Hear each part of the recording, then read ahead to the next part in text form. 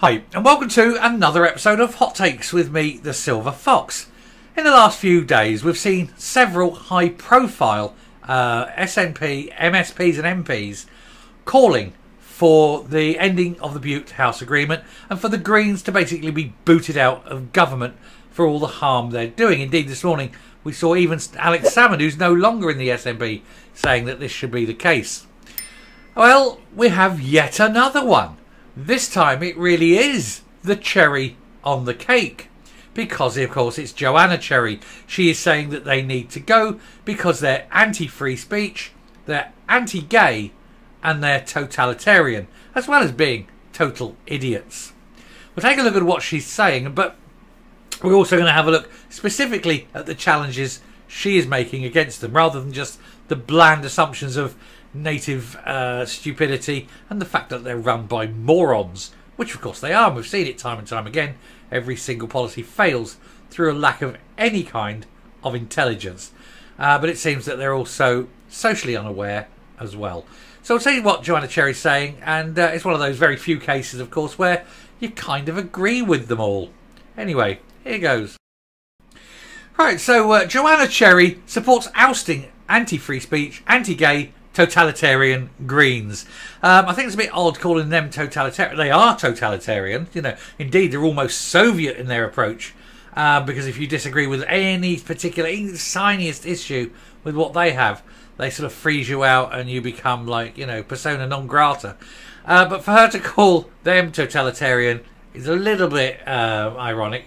Not so much now with the SNP, but previously under Sturgeon, they were totally totalitarian. Not so much now, as I say, because nominally the leader, Hamza Yousaf, he's no real leader. He's not in charge, is he? And so people are just saying whatever they like. And it's a much broader church now. Nobody is really towing any particular line. Thus, Joanna Cherry feels, and others, feel able to sit there and go, actually, it's a shit idea. They wouldn't have said that under Nicola Sturgeon. But anyway, the SNP MP told an audience at the Edinburgh Fringe, another one up at the Fringe, she thought Patrick Harvey and Lorna Slater presided over a totalitarian party, becoming the latest high-profile nat to publicly slate the Butte House Agreement. Now, I actually must say, I actually quite like Joanna Cherry. It's a shame she's an independence-minded person. I think other than the independence, she's obviously an intelligent woman. This is the thing. You could sit and have a conversation with her. She's not stupid. But she's just got the wrong view on independence, I feel. But, you know, if she was with any other party, she, I think, would be an asset. I think, and the weird thing is, given her views and her social views, I think if she would make an excellent, this is really weird, I think she'd make an excellent Conservative MP. But that's by the by, she's obviously not going to be. She's an independent and whatever. But anyway, Joanna Cherry took to the stage in Edinburgh to brand the Scottish Green Party totalitarian. As she suggested, the alliance with her Holyrood party could be terminated or changed. Now, that's going to be a very difficult thing, because as I've mentioned before, Hamza Yousaf has personally staked his claim to this, being continuity Sturgeon candidate, and she said it was very important that we have this and whatever. And he said, no, it's worth its weight in gold. So he's personally aligned himself to the continuation of this agreement, which means if the agreement ends, then that's his credibility's gone. The only other way you can do it is to backtrack and say, okay, it's time we looked at this, in which case you have to work his judgment's gone, because he was previously, until today at least, backing it. Now, therein lies the problem for Hamza Yousaf. You can see the momentum is building. The momentum in the party is going, we need to end this, and we need to end this now. And of course they keep saying this sad argument that when they voted for it, 95% of people voted for it. 95% of people voted for it over 2 years ago when Nicola Sturgeon was in charge and before all the current problems. But as they say, the 2014 referendum doesn't matter, because these times they are a-changing. Well, these times are a-changing here. So if the 2014 needs to be re-voted on because things have changed, this certainly needs voting on because things have changed. Anyway, she went on. This is Joanna Cherry. Went on. She said there are also elements of Patrick Harvey and Lorna Slater's party that are anti-free speech. and anti-gay. This follows attempts by those who disagree with her opposition to the SNP Green Gender Bill to cancel her performance that forced the need for bouncers and added security at the stand venue.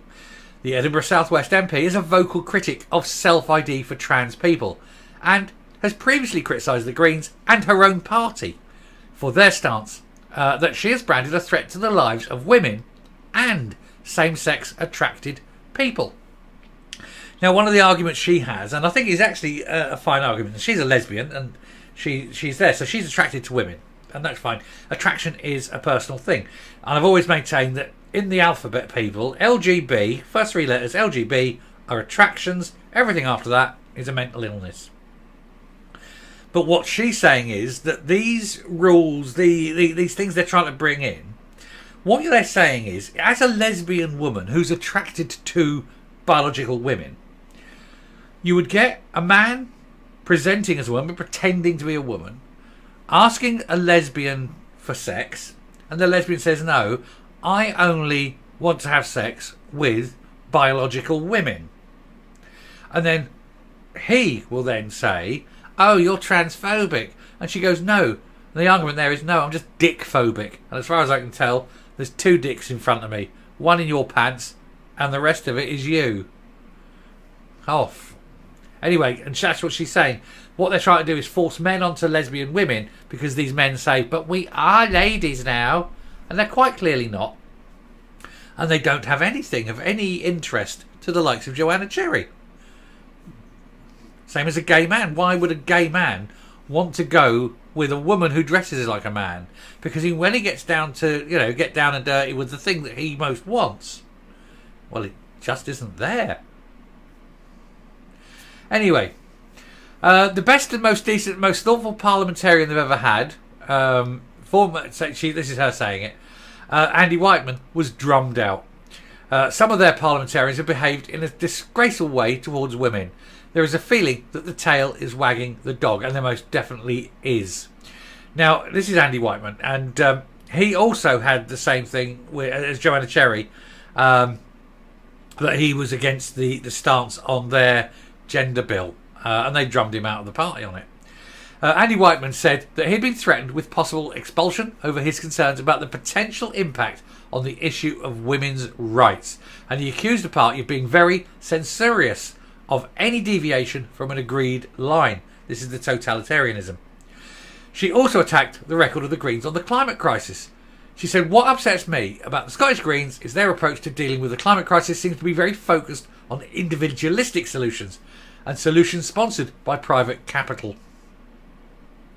And there's a little picture as we go up of a tiny little prick and a slightly larger prick, and then someone who wishes they didn't have a prick. It's all a bunch, isn't it? Well, anyway, quite apart from the anti-free speech, anti-gay elements in the Greens, she said, what worries me is I don't think they're on top of a properly collective governmental solutions to the climate crisis at all. So I'm not a big fan. Well, they're not. They keep pushing one size fits all. Oh, it's got to be heat pumps all down the line. And it's been shown that that's not the solution. They're not tackling the other issues that do matter. But, hey, they're not going to because they lack the intellectual ability to see this. They also lack the intellectual ability to work out the consequences of their actions. That is more than clear with the failure of every single thing they've done. Anyway, she said of the SNP Green Deal, she said, ultimately, it's up to the SNP to decide whether or not we stay in a coalition with them. I think it's something that we should discuss as a party, and I think there is an appetite to discuss it. She says, certainly when I speak to branches, there is definitely an appetite to discuss it. Cherry said people should not be afraid to debate the deal, which could be terminated or made better. And of course, we've seen recently other people have said that as well. Nationalistic MSP, nationalistic sounds like fascist. Nationalist MSP Kate Forbes, who narrowly lost the party leadership, also called for this agreement to be looked at, as indeed did Fergus Ewing, and a lot more at lower level. There's a lot now. There's a definite movement towards ending the Green Alliance. And I think that she is, I think technically the most senior to call for it. although Kate Forbes is only a backbencher, as indeed is Joanna Cherry there, but Joanna Cherry is a spokesperson, whereas Kate Forbes isn't.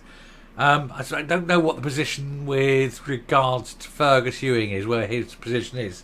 But certainly as an MP, she's the highest profile MP to call for it. So yeah, that is the general direction of travel for the party. And I think that it will be an irresistible charge. And I don't think Humza Yousaf is going to be on the right side of this one. So it'll be interesting to watch. And I hope you do watch it. And you certainly can if you press that subscribe button, because you don't want to miss. Anyway, I shall finish there, come up, and we'll finish this video off. So yeah, I think Cherry's got it right. I think between them, if you get in the likes of Fergus Ewing, Kate Forbes, and now Joanna Cherry, plus others at a lower level, all calling for it, and you're going to get people at various levels. And you're going to be looking at the backbenchers are going to be looking at this as well. And a lot of the backbenchers are going to start mentioning it, start hailing it.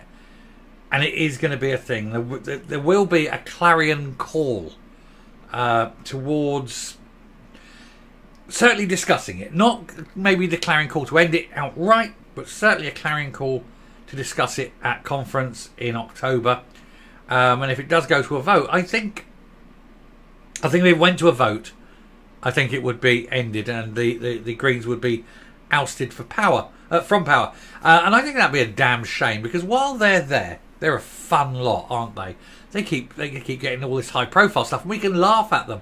When they're out of power, they're just tits in the background, aren't they? They're just little nobodies. They're nobodies.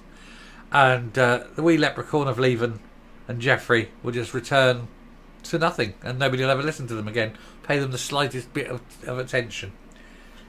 Which is really all they deserve, isn't it? Anyway, I shall stop there. Thank you very much for watching the video. If you've got to the end, well done. Do please hit that subscribe button if you haven't already. All you regulars who don't, do please. And also like the video. We'll get that out because of the way the algorithm works. The more likes, the wider it goes, the better it goes. So do like as well. Anyway, until next time, stay safe, stay well, and remember, the Greens are worse than the SNP. And you wouldn't think that was possible. Bye.